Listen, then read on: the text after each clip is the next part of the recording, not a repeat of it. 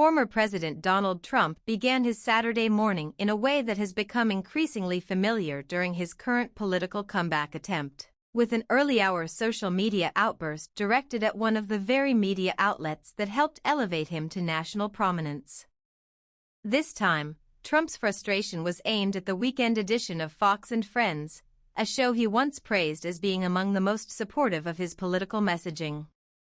But instead of celebrating the network, Trump lashed out at its producers and hosts for featuring a guest who challenged his claims about the state of the U.S. economy. The clash began after Fox and Friends Weekend interviewed Peter Schiff, a well-known financial commentator and critic who has frequently spoken about the rising cost of living and the economic pressures facing millions of Americans. Schiff has warned that the affordability crisis, a term now widely used across economic reporting, is not imaginary, not exaggerated, and certainly not a partisan creation. Instead, Schiff has argued that the crisis reflects deeply rooted structural issues tied to wages, inflation, and consumer debt. Trump, however, has spent months trying to convince his supporters that affordability concerns are nothing more than a narrative invented by Democrats.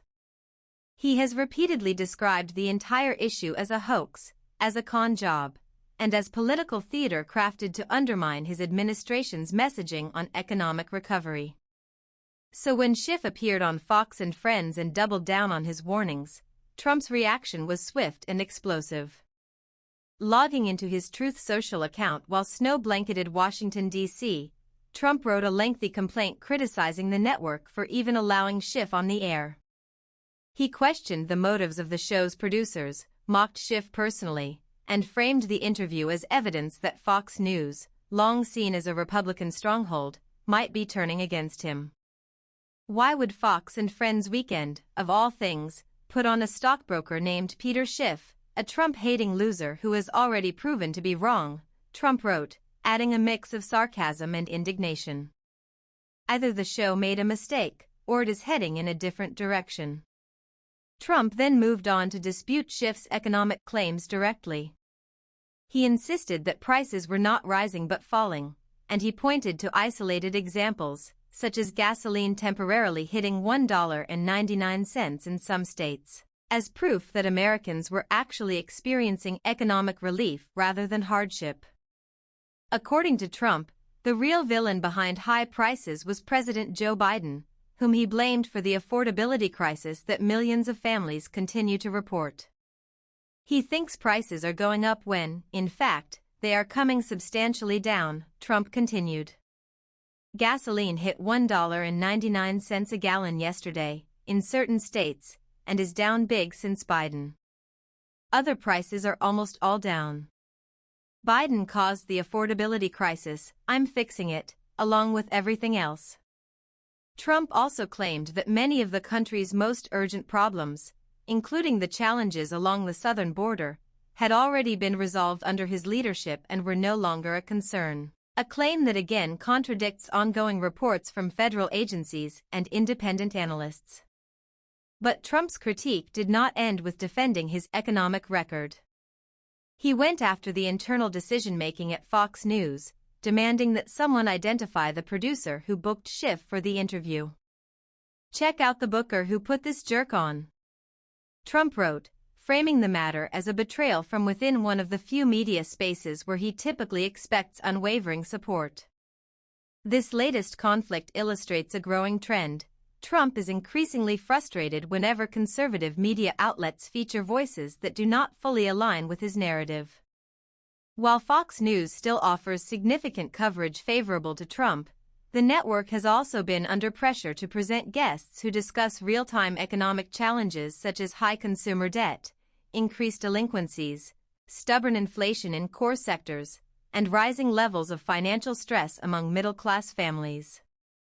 Peter Schiff's recent commentary highlighted those issues, arguing that Americans are not imagining the financial strain they face.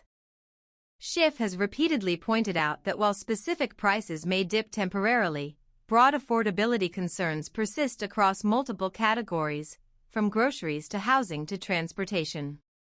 Economic data from federal agencies and private research groups largely supports the notion that millions of Americans are still under significant financial pressure.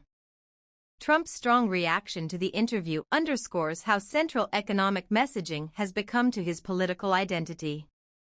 He wants supporters to believe that the economy is improving because of him and that any negative data is part of a coordinated political attack.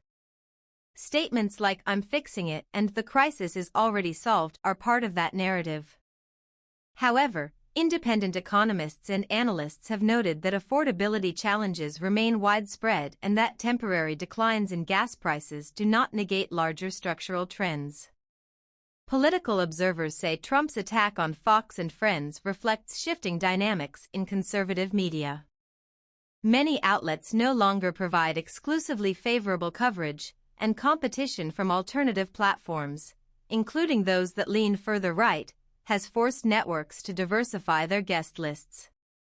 That means more analysts like Schiff, who speak critically about economic realities regardless of political allegiance. The incident also highlights Trump's evolving relationship with Fox News. Once considered his most loyal media ally, Fox has increasingly faced public criticism from the former president. Trump has previously accused the network of giving airtime to rhinos, pollsters who show him trailing, or commentators who do not fully support his claims.